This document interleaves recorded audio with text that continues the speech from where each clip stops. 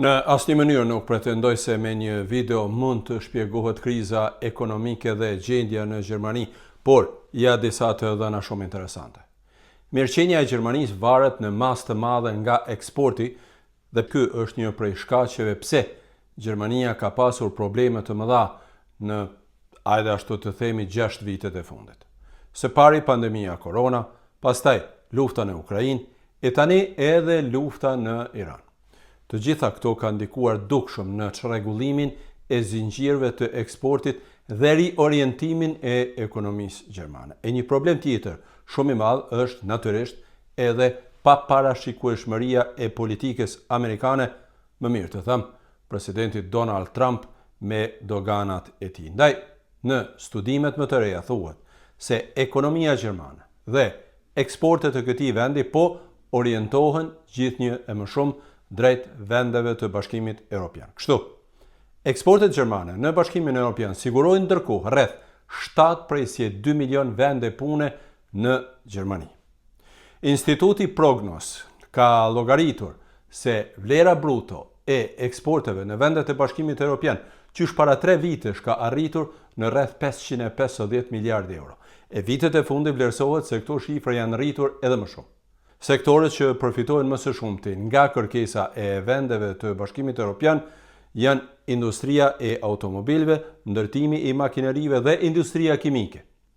Ekspertët shohin hapësirë edhe më të madhe për bashkëpunim në mes të vendeve të Bashkimit Evropian, në veçanti kur dihet që varësia e Gjermanisë dhe disa vendeve të tjera nga gazi rus apo eksportet në Amerikë e Kinë janë dëshmuar si një truall as pak i sigurt.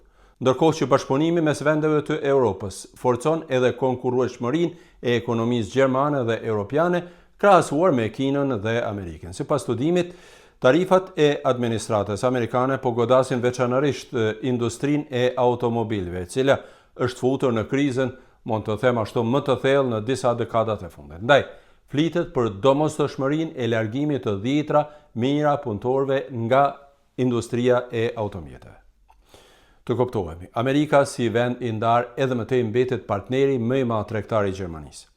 Vetëm në gjysmën e parë të vitit 2026 janë eksportuar në Amerikë mallra në vlerë prej mbi 73 miliardë euro. Por, tendenca e 2 viteve të fundit është rënja e eksportit në këtë vend. Më konkretisht, sipas zyres federale të statistikave, eksportet drejt Shteteve të Bashkuara të Amerikës kanë rënë me 6.1% krahasuar me të njëjtën periudhë të vitit 2025. Në të njëjtën kohë, eksportet gjermane drejt Francës janë rritur me 7.6%, duke arritur kështu vlerën prej 63.2 miliardë euro.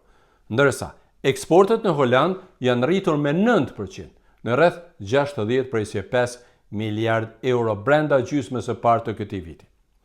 Dhe pikërisht këto dy vende, pra Franca dhe Holanda, janë aktualisht tregjet më të rëndësishme europiane për eksportet gjermane, për industrinë e këtij vendi pra.